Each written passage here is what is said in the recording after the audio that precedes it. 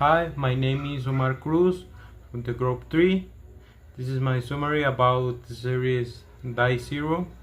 In this video, I'm going to talk about the most important parts of this series, what it about, what happens, and what I think about it. I will explain the main events and characters. At the end, I will share my personal opinion on how good or interesting the series is. So let's get started. Zero Day. This series is the set days after a cyber attack suffered by the United States, where there more than 3,000 people died. This day was called Day Zero. All the country's communication were hijacked for a minute, and this caused a total chaos. Airports, hospitals, traffic lights, mobile devices, etc. were attacked. Ex-President George is called by the president in office to be a part of a commission to find out who was the responsible for the attack. His daughter, who is a congresswoman, is not entirely convinced that he will only be used in case things do go wrong because this commission could threaten some civil liberties.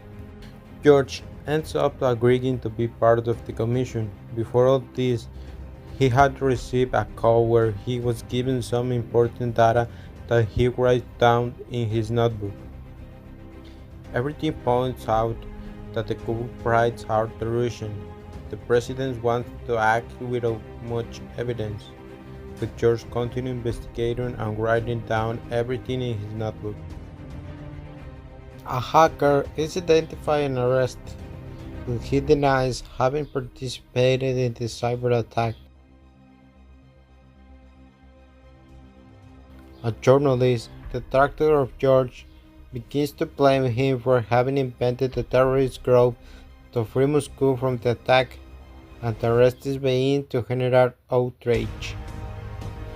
George personally interrogates the detained, who then gives the detail of where the attack took place, and quotes of praise from the journalist, which leads George as suspicious of the journalist being arrested.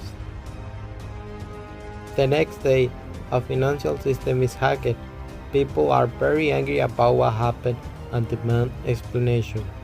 The president continues to pressure George to give a result or a sign from the commission. His assistant believes that this begins a victim of government weapon that makes him have memory loss. So a medical test is performed that passes successfully, proving that he is mentally ill. Roger, the sentimental partner of his daughter, is the one who has been manipulating things to make George look bad. Roger is pressured by a tycoon to do this in exchange for not revealing the betrayals he has committed. He tries to steal George's notebook, where he has everything written down, but he decides and tells everything to his partner. After some men enter in his house and kill him, making him pass an overdose.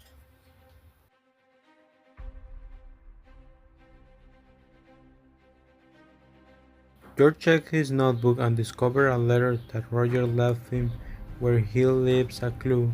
That is that those responsible for the cyber attack communicate by radio.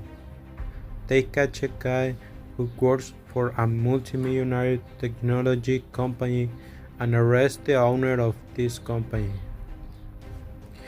The multimillionaire is found dead in her cell.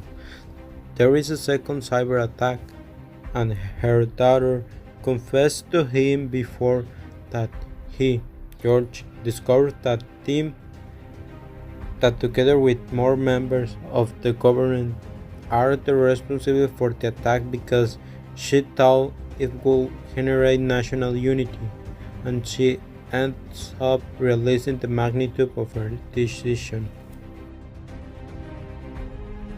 The statement of the responsible for the attack are surrendered and evidence is taken for the police and tycoon involved. I found this series very boring. I expect more from this series. It looked more interesting in the title. I would have to see more action, but it turned out to be more of drama. I wanted to see more of what happened in the cyber attacks. Also, it was very confusing because I don't know if George's mind is deteriorating. I also didn't find it very eloquent what they did just to destabilize the politics and for the millionaires to make them more money with the Russian oil. Double T. This series was not what I expect, and I can describe in 2 words. Oh my God!